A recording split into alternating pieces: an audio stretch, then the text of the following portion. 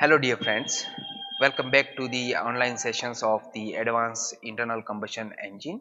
In this video session we are going to see the gas exchange processes in which we are going to learn the supercharging process.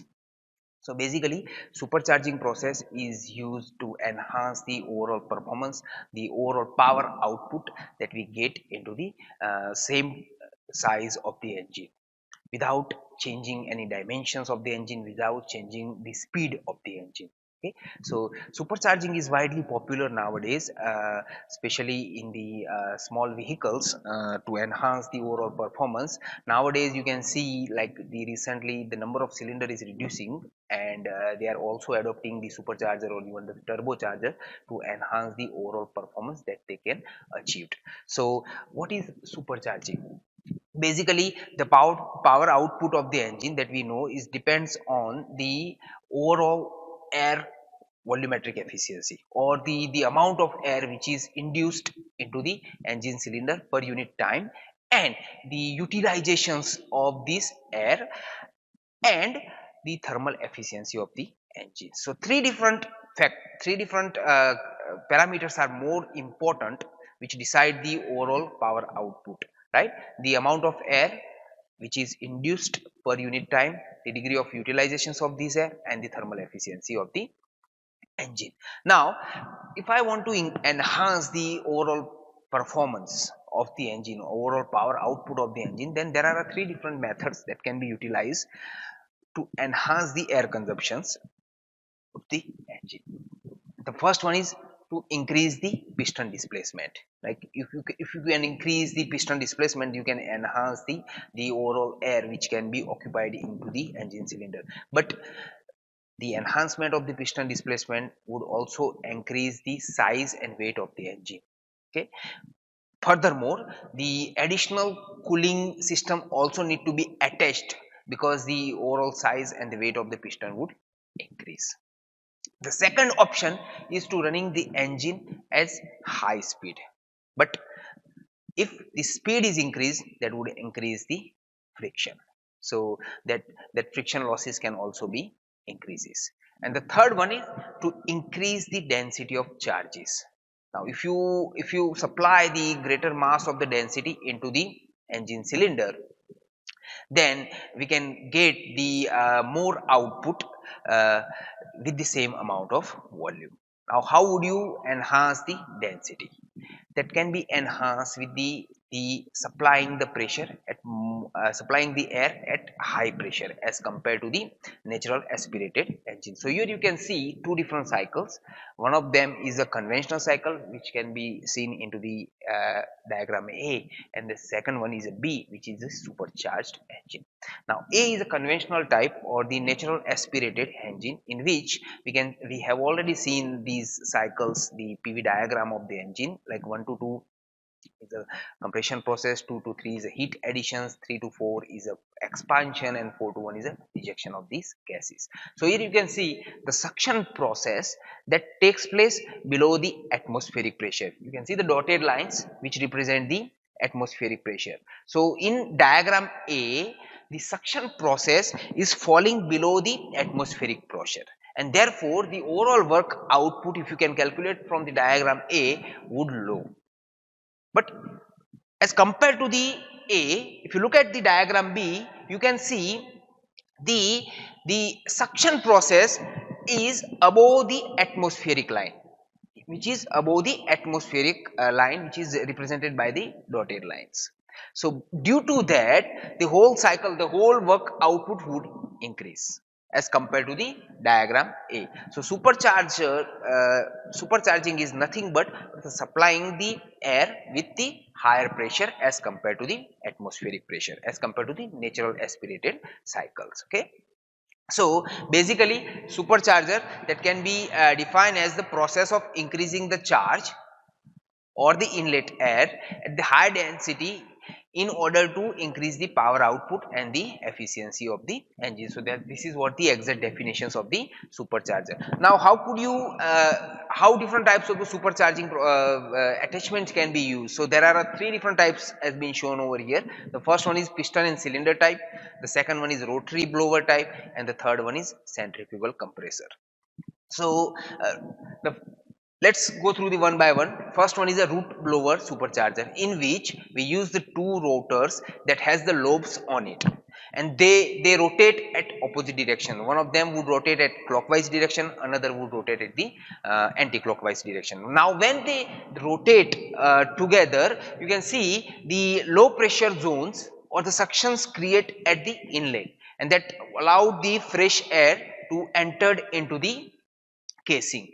Then when these air would pass through these the space between the lobes, they get pressurized, and at the outlet will get the high pressure air. So basically the fresh air would be taken from the atmosphere, their density is enhanced, their pressure is enhanced, and then it would be delivered into the outlet. Second one is a vent type blower. Here in vent type blower we have the rotor which has the slots, which has the 6 different slots, and these slot is being filled with the vents which has a spring inside it.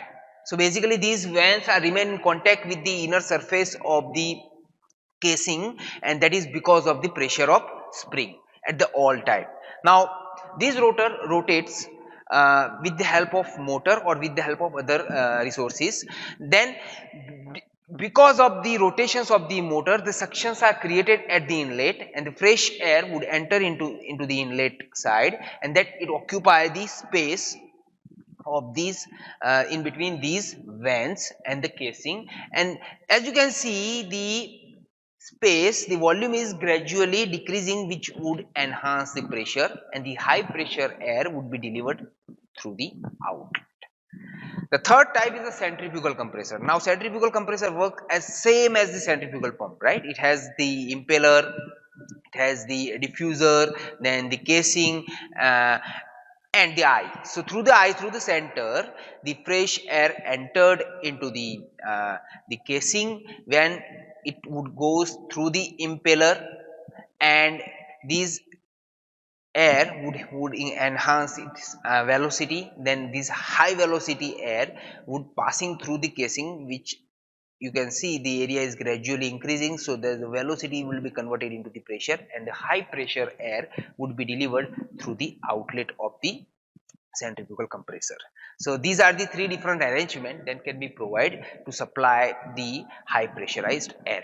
Now you can see the different kind of the connections, how they couple the compressor and the even the turbines together with the engine. So there are a few different methods of supercharging, and the first one is gear driven supercharger. So you can see engine and compressor are coupled with the proper arrangement of the or proper gear ratio.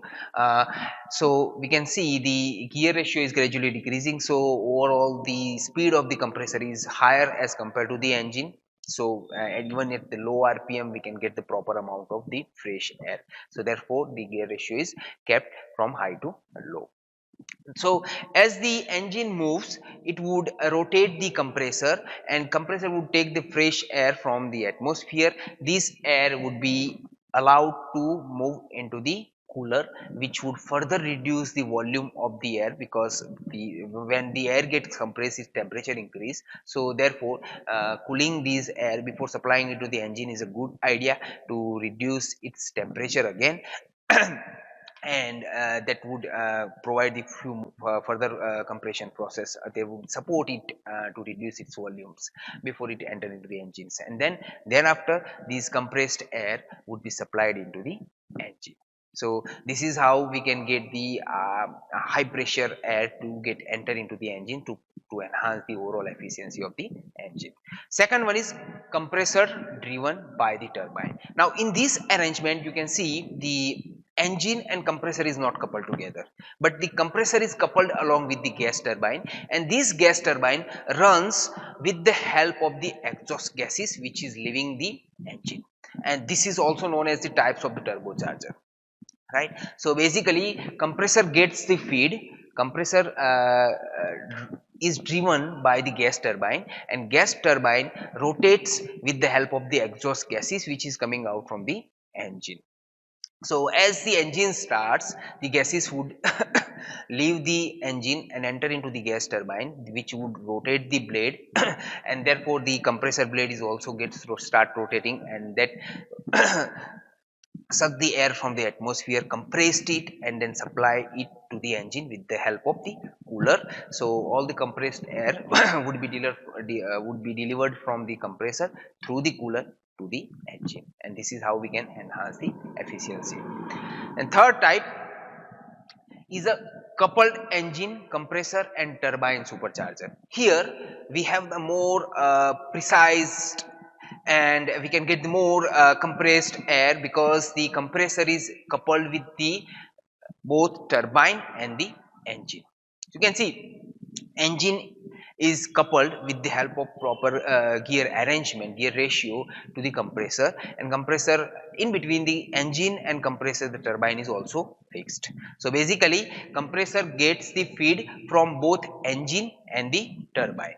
So as the engine starts rotating, it would start rotating the compressor as well, and as engine start, the exhaust gases would also be generated into the engine that would rotate the turbine. So compressor get the feed from both from the turbine and the engine, and since the compressor start rotating, it takes the air from the atmosphere, compressed it, and then it would be supplied into the engine through the cooler to enhance the overall reductions of the volumes into the engine, and that would provide the more dense air into the engine, and we can get the higher efficiency.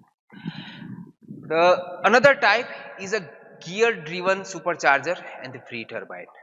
So here we have the compressor which is attached with the engine only through the proper gear arrangement, and engine is also supply the exhaust gases into the turbine, and this turbine is used to take the further load. So basically in this type of arrangement we can take or we can supply the energy to the both different places. We can take both different loads such as load G1 and load G2 as you can see in the diagram.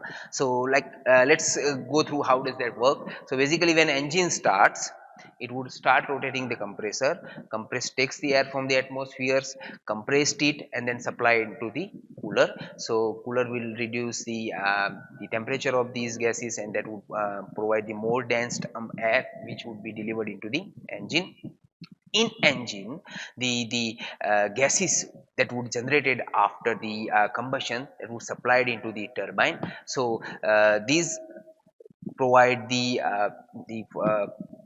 rotations of the turbine blade, and these energy which has been generated from the waste gases, from the exhaust gases, is also being utilized to take the another load, and that can be used to run the auxiliary devices as well, right? So we can get the free energy basically by attaching the turbine along into the exhaust line, and engine can also take the load of the vehicles as well. This type of the system is more popular in stationary engine, because this type of arrangement would occupy the more space, and therefore this may not be feasible for the small space to be adopted for the automobile vehicles. So this arrangement can also be used for the stationary type engines or the for power generation projects and such like that. Okay. So yeah, this is all at the moment. We have gone through the different types of the supercharging methods of superchargings, and we also understood what is the supercharging. In the next session we are going to study the turbocharging. If you have any doubt, you can write down in the comment box. Thank you very much.